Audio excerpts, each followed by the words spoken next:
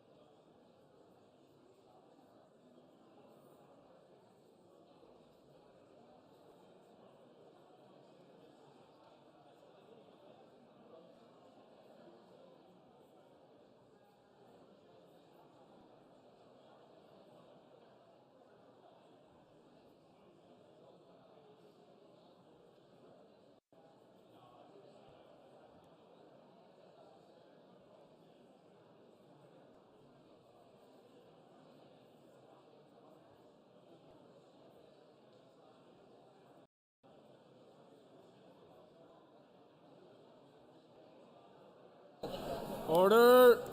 Members will resume their seats. Order. Question is that the amendment standing in the name of Brian Kingston and Jonathan Buckley be made. All those in favour say aye. Aye. Contrary, if any, no. Do we have tellers?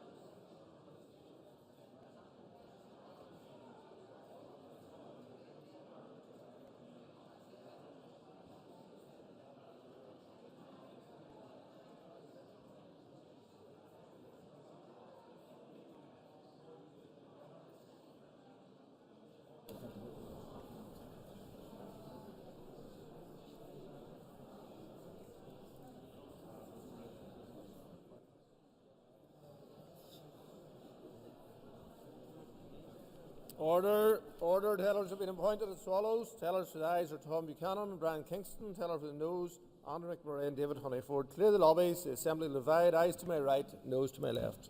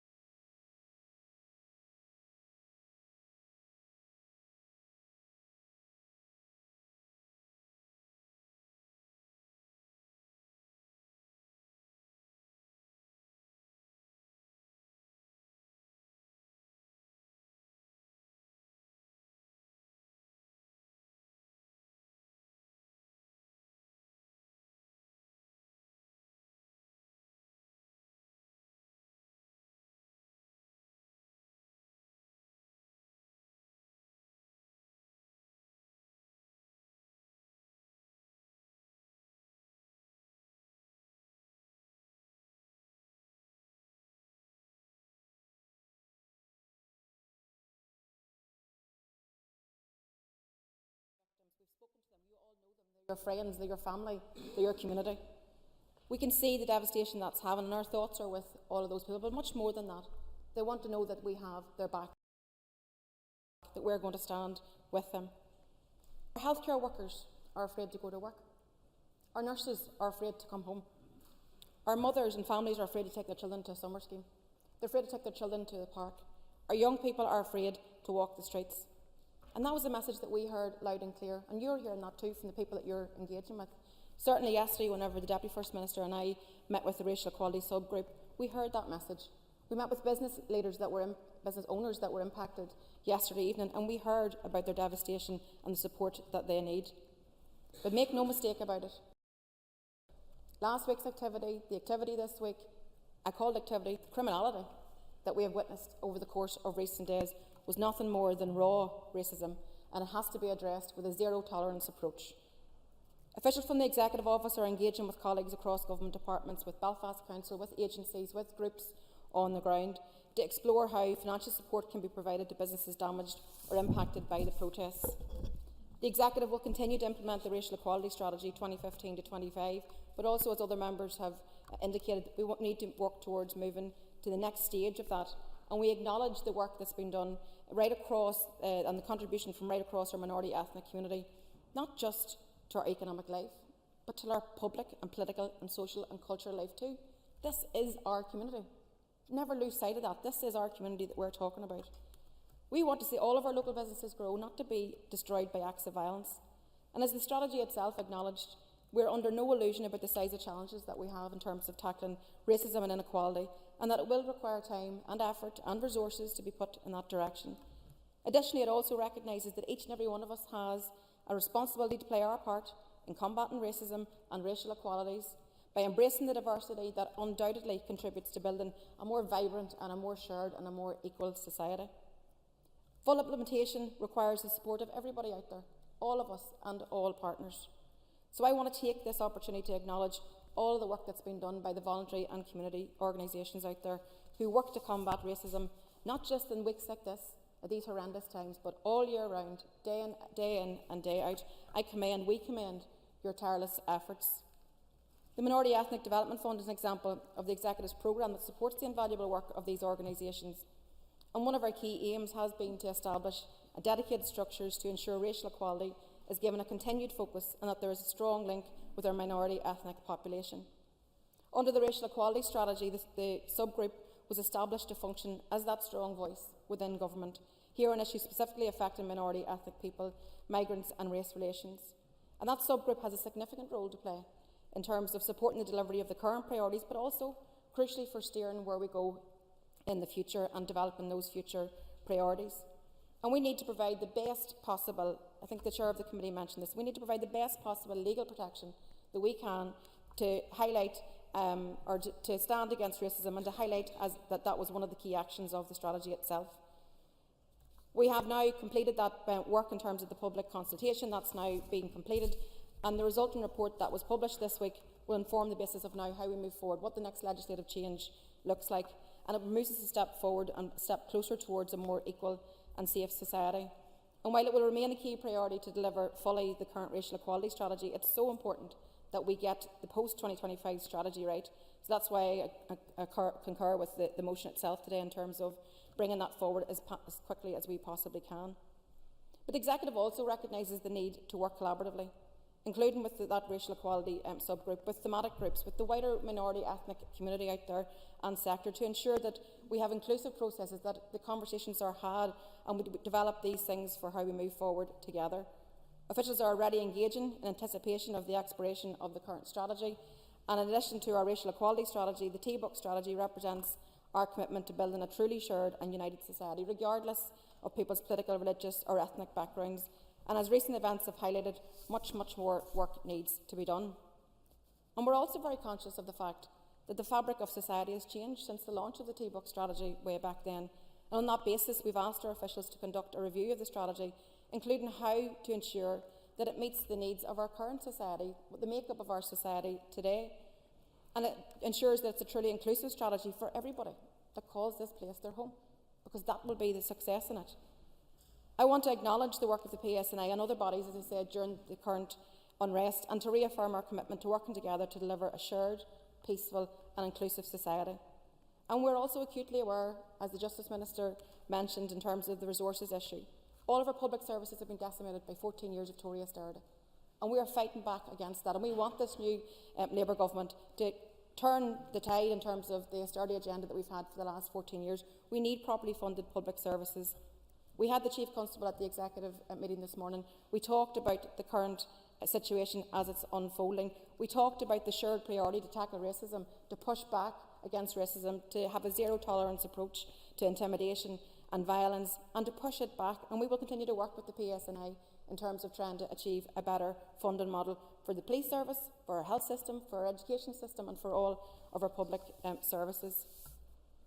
People who have been displaced represent some of the most vulnerable people in our society.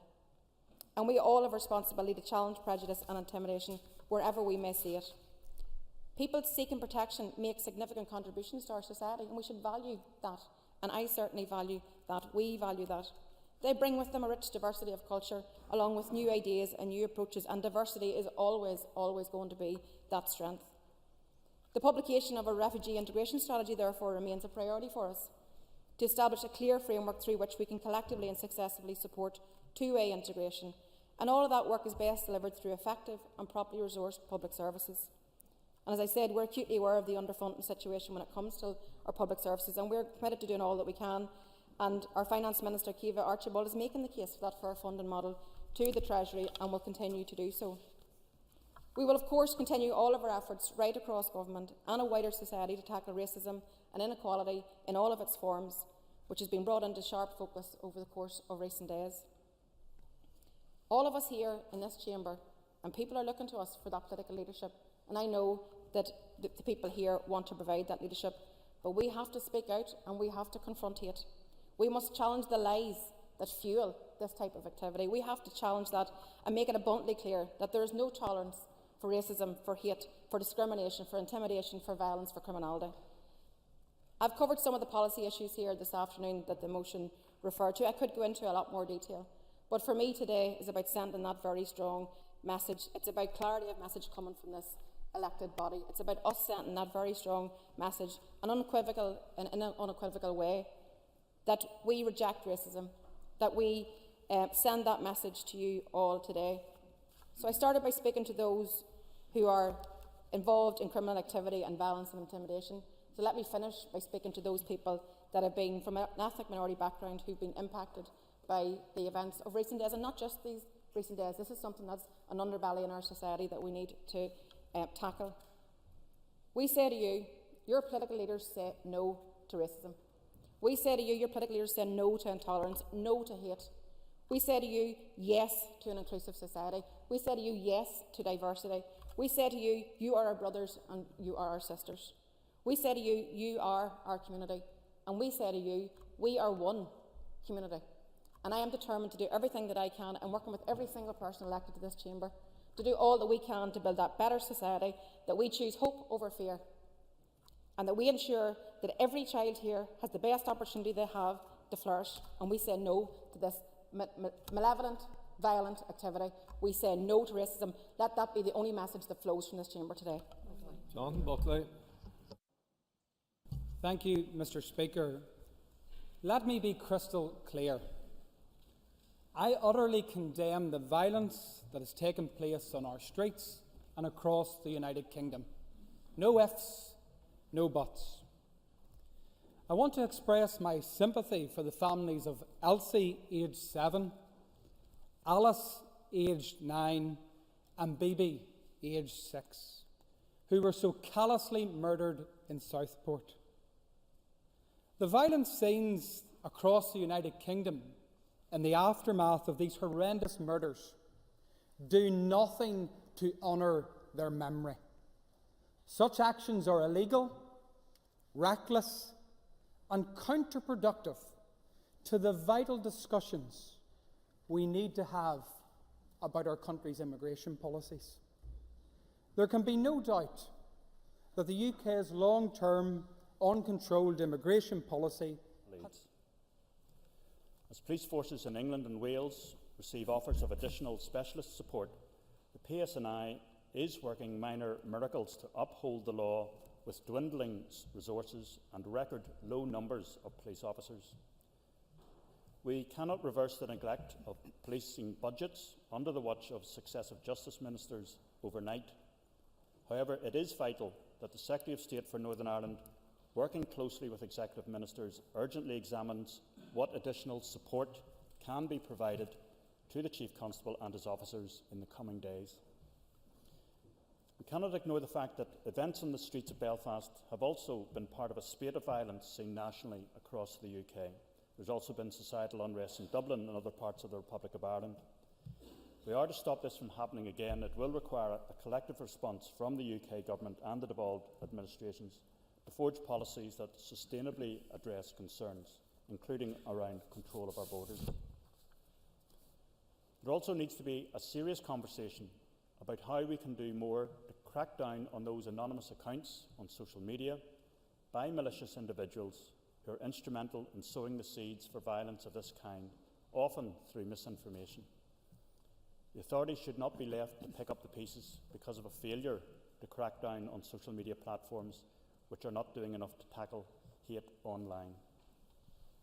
As members will have seen, our amendment today takes nothing away from the wording of the original motion, but adds that the right to peaceful protests, including by those who have protested outside Parliament buildings this morning, is a fundamental pillar of any democracy and must be protected.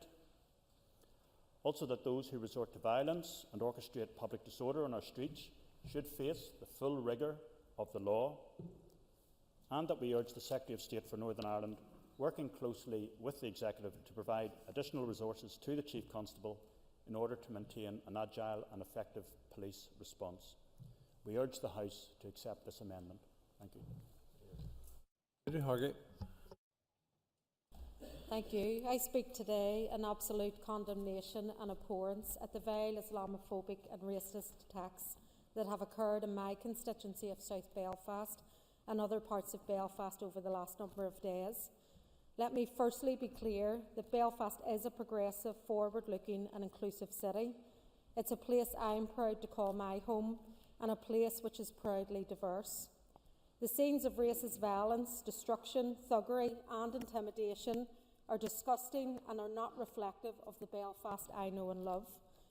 On Saturday, I was on the ground alongside activists countering the racist demonstration at City Hall. Later that day, I stood side by side with the proud residents of the Lower Armour Road, who stood up and stopped the racist mob from progressing further onto our streets. And I also met later that day with the owners of businesses who were attacked along Botanic, and indeed the accommodation housing our refugee and asylum seekers. Lessons can be learned in terms of the policing operation. Mistakes must not be repeated. The priority must be to protect people and property and face down racism, violence and intimidation. But those responsible for what happened over the last number of days are the individuals and groups who whipped up hate online and then came out onto our streets to cause havoc and mayhem, fuelled by Islamophobic and racist hate. These people must now be held accountable for their actions and face the full force of the law. There can be no place for racism, hatred, discrimination or intimidation anywhere within our society. Throughout the last week, I've been on the ground constantly engaging with our minority communities, our businesses, where sporadic violence and attacks have been continuing. People are living in real fear, and you're hearing that on a daily basis. Already we're hearing reports of nurses planning to leave the north and search for a safer location. There are people who work in our hospitals. They are our local shopkeepers, and they're also our local neighbours. The message coming out from this chamber today must be one of unity. No ifs, no buts. Belfast is a proud multicultural city. Hate, racism, discrimination will not be tolerated by its people. It's time for all political parties and community leaders to be unequivocal in their condemnation of this racist Islamophobic violence. No longer can people be allowed to hide from public scrutiny. With one voice today, we say stop. Stop the hate, stop the Islamophobia, stop the racism, stop the hatred and discrimination, and stop the intimidation. We must stand in solidarity with our minority communities, and I will continue to stand shoulder to shoulder with you as one community. Steve Aiken. A wheel of silence in the gallery, please. Steve Aiken. Thank you very much indeed. Mr. Speaker, I rise to add my party support to both the motions as they come through.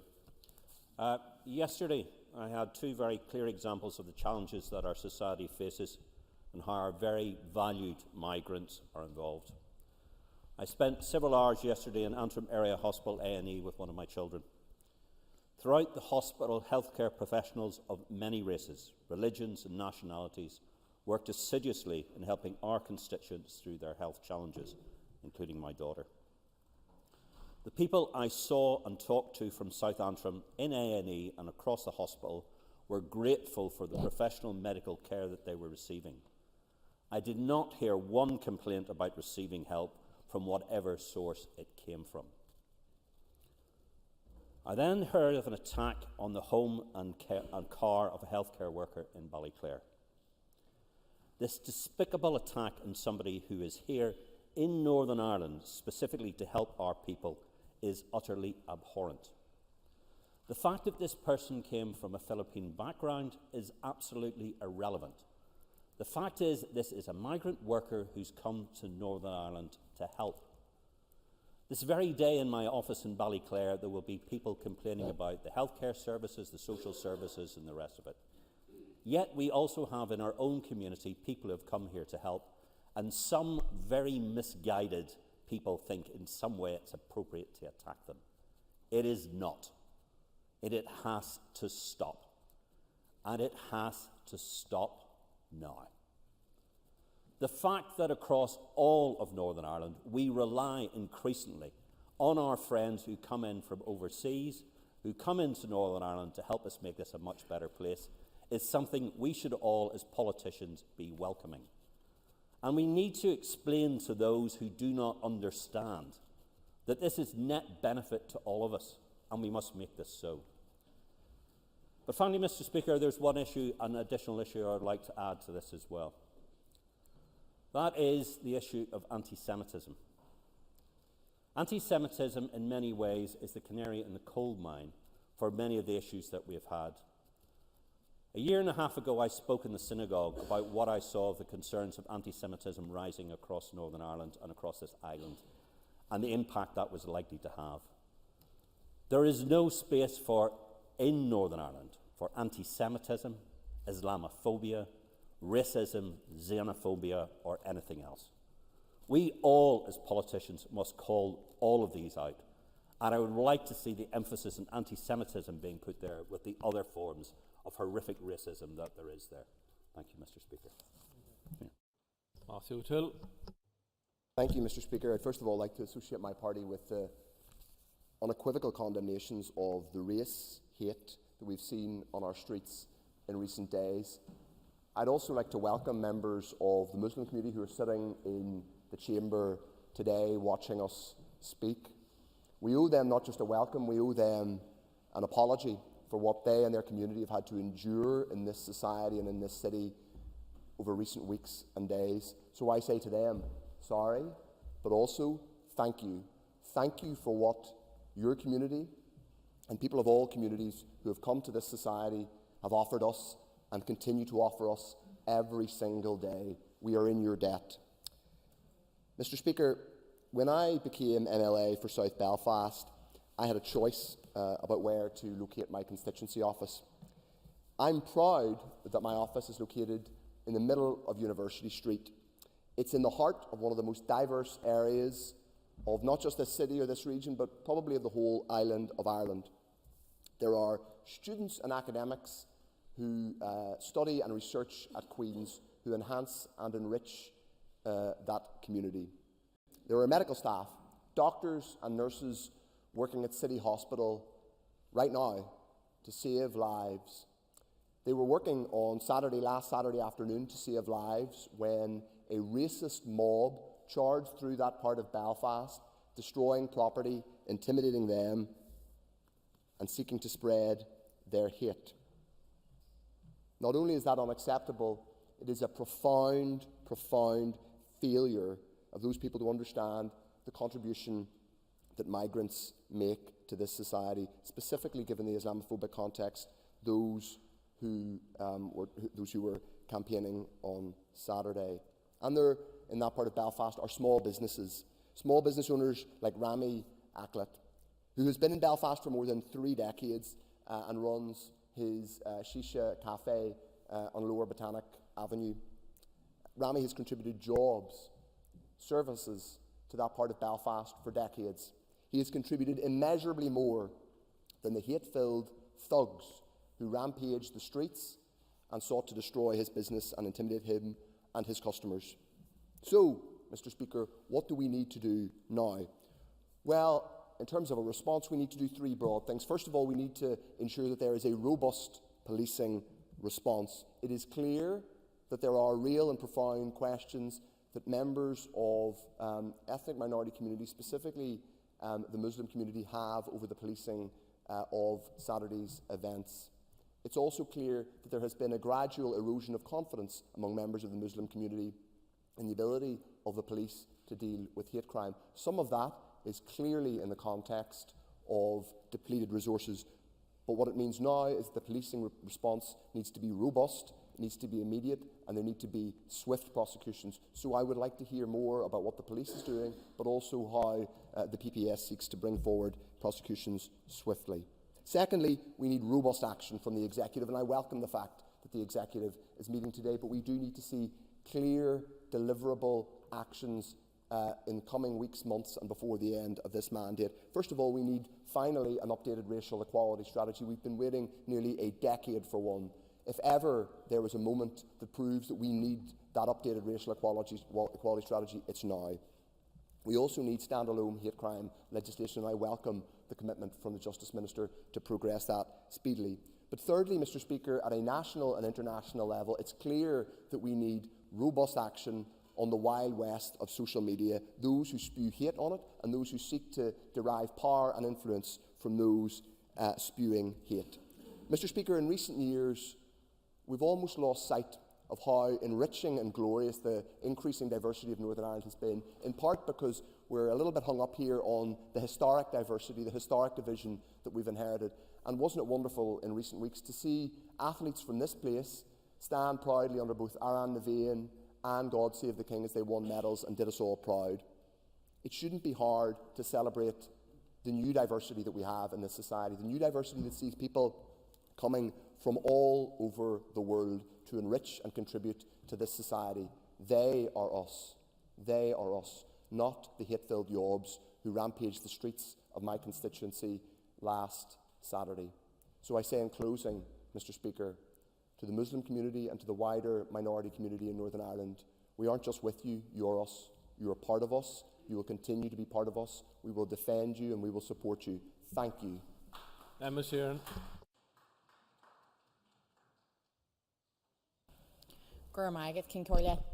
And I'm glad that we stand together today in response to some of the worst days that we have seen in our society recently.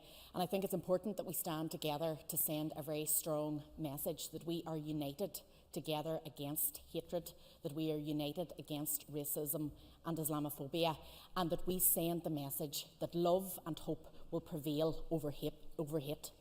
And that we send a message to the racist thugs who have been attempting to destroy parts of our community over recent days and weeks, that we will not tolerate it, that what you're doing is wrong and that you must stop. It's racist, it's sectarian, it's Islamophobic, and it does not represent the people that we represent here. If we are to take society forward and build a better future for everybody, we must do that. And we must condemn what we've seen. To our ethnic minority communities, I want us to say today that we support you, that we stand with you, that we defend your right to a life free from intimidation and discrimination, that we see your fear and we send solidarity to you, that we value you, that we see the part you play in our society and that you are a part of our society, and we want that to stay that way. You make our society a better place, and you are a part of us.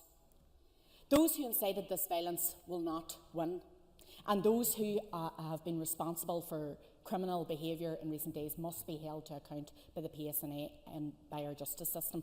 And there is an onus on us all as leaders in our communities and as elected representatives to stand together and call this out, because discrimination has no place in our society, and no one is born with hate in their hearts. It only exists and grows through ignorance and fear and allowing misinformation to win. And when those who know better do not challenge it and do not call it out, then you become compliant in allowing a narrative that is wrong to win out. So we have a responsibility as leaders in our areas to stand together against that and to call it out. And we must send the message today that we are opposed to this and that hope will win out over hate. Paula Bradshaw. Thank you, Mr. Speaker. I rise to support today's motion to tell people from all ethnic minority communities now living in Northern Ireland that they are valued, that this is their home as much as anyone else's, and that we will endorse and support the rebuilding that now has to be done.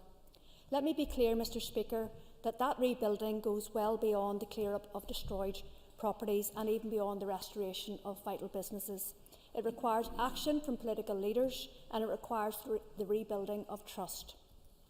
There are people who have chosen to make Northern Ireland their home and who have chosen to contribute to this society who now feel hurt, fearful and isolated. They need reassurance that what we are here today is to provide them with that support regardless of religion, ethnicity or community background. And I would support Steve Aiken's contribution there around including anti-Semitism. Hate is hate. Mr. Speaker, I would like to quickly get up to the substantive parts of the motion.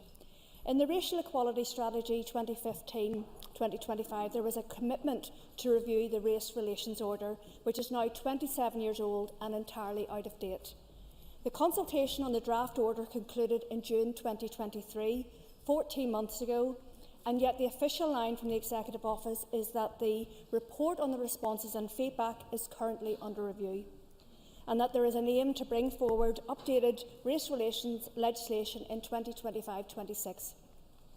Given that its purpose is to provide the best possible legal protections against racism and towards a more equal society, and that it will include provisions for advancing long-awaited ethnic equality monitoring, I would like to hear from the First Minister today if there is any way that this can be brought forward sooner as per the motion. Turning now to the racial equality strategy itself, it is needed to address issues which remain sadly current and even more urgent, such as tackling race hate crime, racist bullying in our schools and ensuring fair employment. The current version was drafted a decade ago, and that makes it rather outdated given how much things have changed in that time period. Sadly, many for the worse. Mr. Speaker, I'd like to hear from the First Minister in outlining what work is being taken within her department to ensure a seamless transition between the current strategy and the next one, and also hear a commitment that this will be developed with the community and voluntary sector, be far-reaching and adequately funded for maximum impact. Turning now to the refugee integration strategy, it is almost 20 years since OFM-DFM first committed to this. Under its current iteration, it was consulted upon in late 2021, early 22, and was meant to run from 2022 to 2027. But due to the political impasse, this has been significantly delayed, and it was the understanding of the Committee for the Executive Office that this should have been signed off in May 24. However, the official position from TEO remains that the revised draft strategy and associated thematic delivery plans will be brought before the Executive, and I quote, in due course. So I would like to hear a firm date from the First Minister today. Mr. Speaker, as I said in my opening remarks, we now need to see a period of rebuilding. And as we see this begin, we must reflect today on the vital work of a sector which has for far too long been undervalued. When destruction of this nature arises, we see community groups and voluntary organisations prominent in their response. They offer immediate assistance with clean-ups, they offer support and advice for those impacted, and they continue to act as a consistent voice against racism and division. I would particularly pay tribute to the Belfast Islamic Centre, the Northern Ireland Muslim Family Association, and the many other ethnic minority groups operating in South Belfast for their tireless efforts this last week in supporting people impacted by the attacks. Mr. Speaker, at least 3 PSNI officers have been injured in the line of duty in this last week. We must never normalise this, and I give thanks for their service, especially those on the front line in South Belfast this last week as well. In closing, Mr. Speaker, this is a moment for cohesion in this chamber and for us to speak with a common voice. We all recognise that there's a lot of work to be getting on with, and in reassuring every member of our community that they are valued and that their interests will be protected and promoted on an equal basis. Mr. Speaker, what we are saying in this chamber today is that if you attack one member of our community, regardless of creed or colour, you attack all members of our community. And it is on that basis that we start rebuilding. Thank you. Ms. Kimmins. Corda, and today is an important opportunity for us all to stand together and condemn the horrendous images and attacks we have seen on our migrant communities over the last number of days. And we have to show leadership and ensure that they know that we stand with them and we will do everything we can to protect them going forward. I stand here not just as Sinn Féin Health spokesperson, but as a citizen who sees every single day just how much those people who have come from other countries enrich our society and contribute to our society in so many ways. There are thousands of hard-working international doctors, nurses, surgeons, midwives and many other healthcare professions within our health service who have dedicated and continue to dedicate their lives to our health and well-being.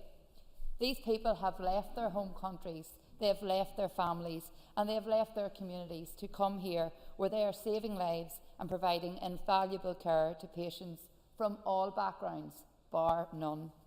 Just 18 months ago, general medicine in my local hospital, Daisy Hill, was at the brink of collapse due to crippling staff shortages. But thankfully, due to the choices made by many overseas workers, healthcare professionals who'd made the choice to come to Ireland and work in our health service, those services have been stabilised and protected, and we must be and are eternally grateful to each and every one of them.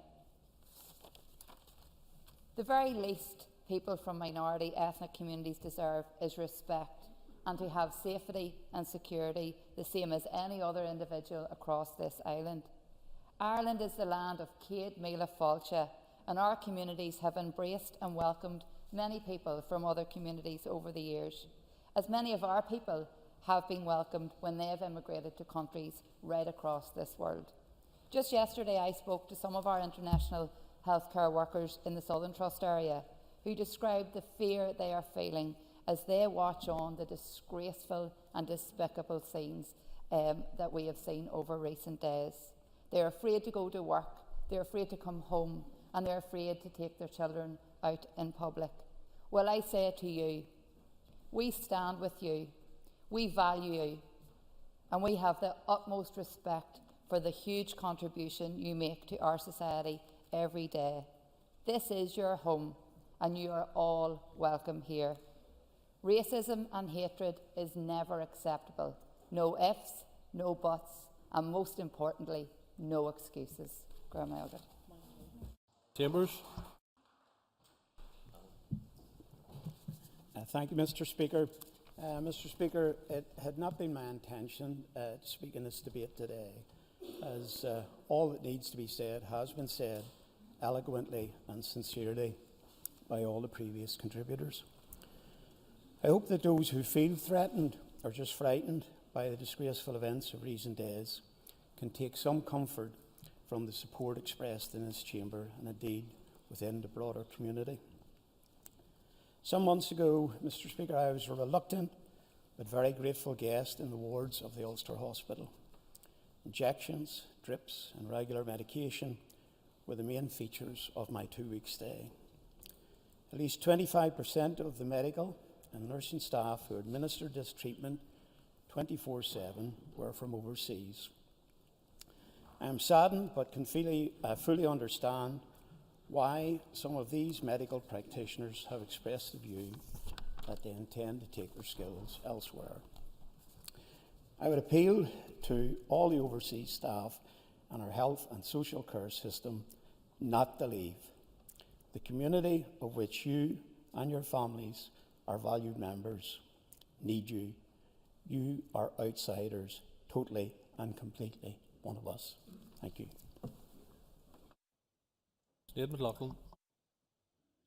Thank you, Mr. Speaker. I want to start by saying that it's important that we are here today and that my party was very glad to support the recall of this place. It's hard to find the words to describe what we've seen in the last week unfold in the capital city and elsewhere. The scenes of racist attacks, wanton destruction, outright hatred have been appalling, disturbing and plainly wrong. Last weekend we saw nothing short of an explosion of hate on our streets, and it has shaken all of us. I hope that today is an opportunity for loud and unequivocal condemnation of that hate, and from every single politician and from every single party. That's the job of political leadership, and I hope that we meet it today collectively. Over the last week, far-right agitators have sought to cruelly and criminally exploit people, often our teenagers, for their own racist ends. Those agitators have shown the worst of our society. They have shown the dark underbelly of racist and fascist attitudes that still exist. They made me embarrassed and ashamed, not that just these elements still exist, but also the fact that this is 2024. We still have a society where these kind of attitudes are allowed to fester and actually grow, where too many people still point to desperate people coming across on boats and dignities as the enemy. I know that the vast majority of us know that it is inequality, not immigration, that is the real enemy. And I was proud to stand in the Guildhall Square last night, a packed Guildhall Square, and listen to our mayor, our first citizen, giving a powerful, passionate speech against right-wing agitators. It was a message of hope, and it was powerfully delivered by our first black mayor. That gave me hope, because that's who we are. That's who Northern Ireland is, and we heard it loud and clear at those demonstrations. And that the barriers to housing or employment are not because of migrants or refugees, of whom, by the way, we take a staggeringly low share, but it is because of policy failure. Housing rights has been clear that the housing crisis particularly is not about migration, but by the devastatingly low levels of social housing that has been built. We need to get back to the facts in this public debate, and it is the job of all of us in this chamber to educate and inform, never to demonise. Speaker, in the face of this violence, many people are rightly asking themselves, what kind of society are we building for the next generation? I think it is also important today to say that it cannot be the one where this kind of behaviour is allowed to proceed or go unpunished or attitudes unchanged. And nor can it be one where we appeal to criminal gangs to use their influence to bring down tempers or to quell racist incidents. Some of the language that we have heard over the last week, as well as some of the silence that has taken place, has been misguided and has been sinister. In short, Speaker, it is my firm view that the people of Northern Ireland deserve so much better than this, and that the people of Northern Ireland are better than this. But unfortunately, I also know that as shocked as many were by the recent events in recent days, there are others, particularly from our minority communities, who will be less shocked. Less shocked because they have seen this pervasive and perverse hate before. They see it in their daily lives. And less shocked because they know the views that fuel the hate have for many years now been given credence and credibility by governments, particularly across the water. Governments that are more interested in stunts than solutions. There is no doubt rhetoric in recent years is coming home to roost, and the failure of government here is contributing to that crisis as well. Member, give way. I will. Yeah, thank you. Would the member agree with me as well that the stop-go nature of politics here has impacted the delivery of many of the strategies which we can draw a direct line to some of the problems that we're facing today, and that we need to see the executive delivering on strategies, not just announcing them? Members, next minute. Absolutely, I totally agree with the member. So, and Lo, I and many others welcome the recall of the Assembly as the right thing to happen. But I know we will also want to hear more than warm words. And today I want to hear from the First and Deputy First Minister. I want to see progress towards swift agreement to the refugee integration strategy, an update on the racial equality strategy. We also want to see, and will play our part in ensuring strong accountability too in Westminster on this issue, to ensure that the new government there lives up to its commitments and overhauls the asylum system in a fair, compassionate and just way. As a society and political leaders, we will of course all have a job of work to do to deal with the root causes of racism, Islamophobia and xenophobia. Everywhere where we find it, we need to call it out. I would like to hear the First Minister's responses on how they have engaged with the PSNI in relation to its response last weekend, and how it will deal with issues moving forward, particularly given the possibility of more protests this weekend. Members, time's up. Although we recognise the PSNI's service Members, last weekend, time is up. Okay, Thank many, you. including Amnesty International, have said that our police have questions to answer and why they did not stop those racists from attacking communities and businesses in apparent impunity. Thank you.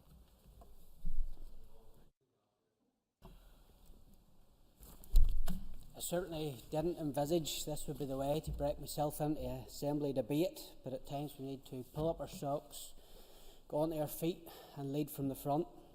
I rise to strongly condemn the violence we have seen in recent days. To be clear from the offset, the destruction of property and physical attacks on people have no place in Northern Ireland and have never had. Those responsible need to be brought to justice, regardless of the label they do it under or the organisation they stem from. I have taken multiple calls across Northampton from businesses concerned at the potential risk to their employees and the effect on the business if workers decide to return home. Taking Riots in my constituency as an example, they employ over 2,000 people, and due to a local lack of skilled workforce, they have had to bring in 600 skilled workers from the Philippines. These workers come to Northern Ireland to work, they contribute financially to the country and integrate amongst their local community and neighbours. They should be made to feel very welcome to be here in Northern Ireland. Right across Northern Ireland, multiple sectors depend on foreign workers, and I appeal to those who take to the streets to exercise their right to protest, do so with this in mind.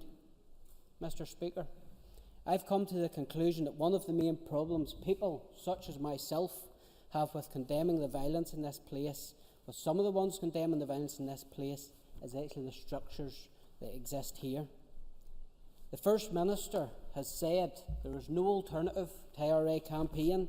Let me remind the House what that means.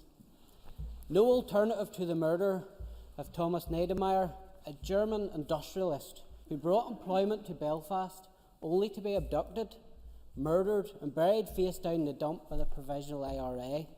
A horrific case which ultimately resulted in a number of his family members taking their own lives.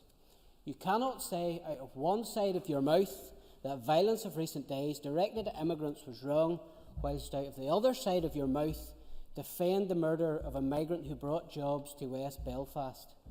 All murder was and is wrong. All violence was and is wrong. The very fact that there's people sitting in this place who cannot say that is a huge problem. I hear from people regularly who see that violence has worked for others in Northern Ireland and now they believe that that is the only way for others to set up and take notice of the concerns they have.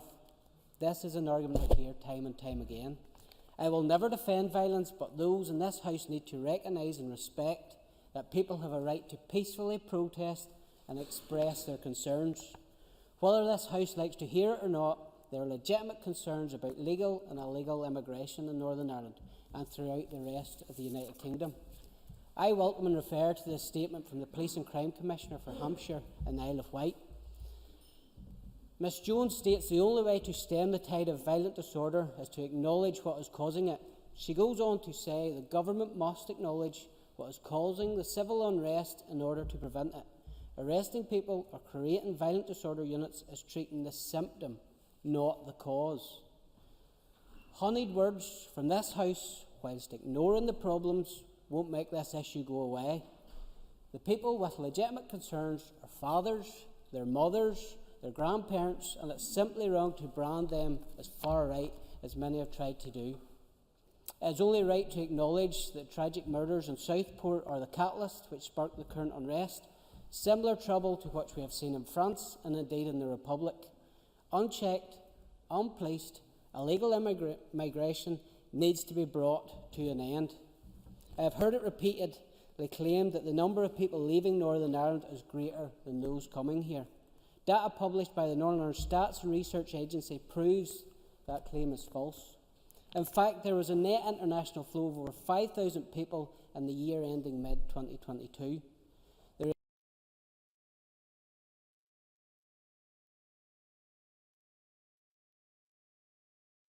reality is that many working-class communities, such as Harryville in my own constituency, recognise the pressures on housing which immigration has played a factor in.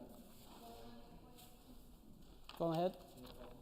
I thank the member for his intervention, and I wonder how you can put the housing crisis on migrants' feet when, in fact, it is politicians who are responsible for investment. Members, next minute.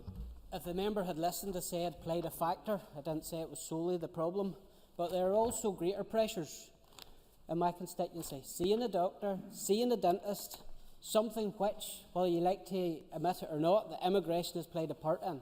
There are pressures in schools. Immigration has been a factor, mainly due to a language barrier. Yes, years of underinvestment from this place within the departments have played a part in that. But burying your heads in the sand won't make this issue go away. My goodness, to all those rigorous implementers that we have in this House, who cheer every time that the